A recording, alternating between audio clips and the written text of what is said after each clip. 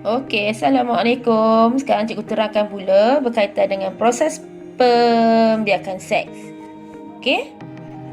Okey, dalam proses pembiakan seks, dia memerlukan dua induk. Okey, macam cikgu terang semalam.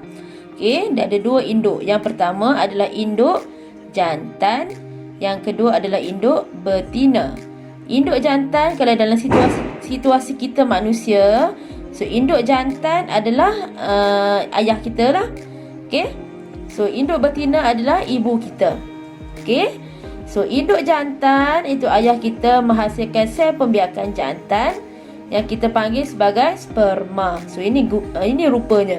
Cikgu dekatkan sikit. Okey, so ini.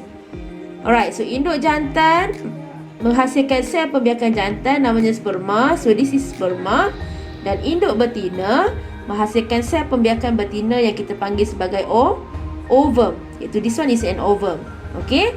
So induk jantan menghasilkan sperma melalui satu organ yang kita panggil sebagai, apa nama organ tu? Testis. Okey. Manakala ovum pula dihasilkan di dalam ovari. Okey. So ada dua. Jantan dan betina, sperma dan ovum, testis dan ovari.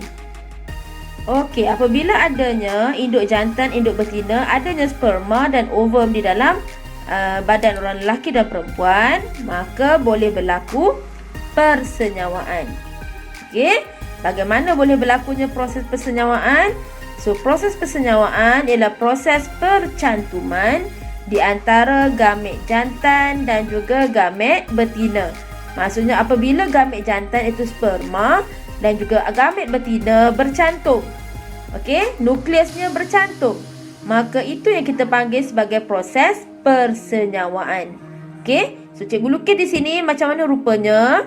So ini adalah sel sperma, itu sel yang paling kecil di dalam badan lelaki. So yang hitam ni adalah nukleus di dalam sperma. Okey, yang ni. Yang ini adalah nukleus di dalam sperma, manakala ini adalah nukleus yang ada di dalam ovum. Okey, so this is an ovum, ini adalah sperma. Okey, apa jadi? Kepala sperma akan mula mendebusi lapisan dinding ovum. Bila dia lepas saja kepala, ekor tertinggal belakang, kepala saja masuk. So apa terjadi? Okey, nukleus gamet jantan, iaitu ini daripada sperma tadi. So dia akan bercantum dengan nukleus gamet betina. Proses percantuman nukleus gamet jantan dan gamet betina ini yang kita panggil sebagai persenyawaan. Okey, dan proses persenyawaan berlaku mengakibatkan ataupun boleh menghasilkan pembentukan bayi. Okey, bayi di dalam ibu yang hamil. So itu boleh berlakunya proses persenyawaan. Okey, sebelum kehamilan mesti berlaku proses persenyawaan. So ini yang diterangkan dalam proses ini. Okey, cikgu terangkan pula berkaitan dengan proses persenyawaan. Okey, ada dua jenis persenyawaan. Yang pertama ialah persenyawaan dalam. Yang kedua adalah persenyawaan luar. Okey, daripada perkataan dalam dan perkataan luar ni pun kamu dah tahu dah di mana tempat berlakunya proses persenyawaan. Okey, so yang pertama, tempat percantuman gamet jantan dan gamet betina akan bercantum di dalam badan induk betina. So tempat cantum untuk persenyawaan dalam adalah di dalam induk betina. Tetapi untuk persenyawaan luar, dia bercantum di luar badan induk betina. Okey, maksudnya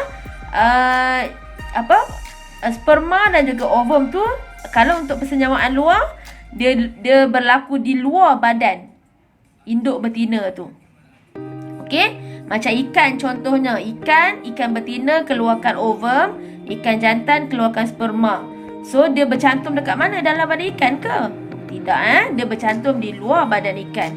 Jadi itu adalah persenyawaan luar. Okey, kalau untuk persenyawaan dalam, gamet betina duduk di dalam badan betina.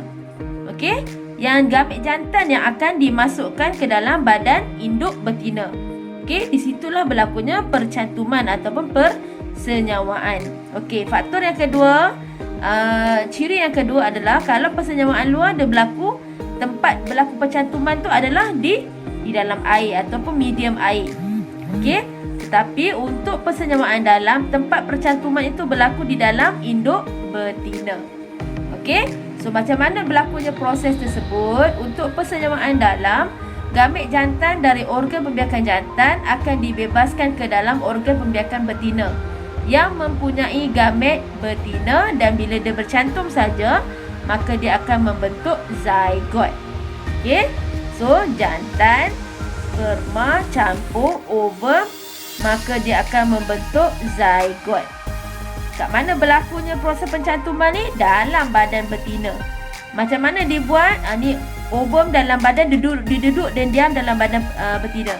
Sperma yang dia masukkan di dalam badan betina. Okey. So itu hasilnya untuk proses persenyawaan dalam. Tapi untuk persenyawaan luar, so yang betina dah keluarkan ovumnya, yang jantan dah keluarkan spermanya. Percantuman itu berlaku di luar badan betina. So ini proses di mana berlakunya persenyawaan luar. Gamet jantan biasanya berenang menuju ke arah telur dan bercantum dengan gamet betina. Okey, so kamu boleh refer dalam buku teks, ada gambar yang ditunjukkan di situ. Okey, di muka surat 93.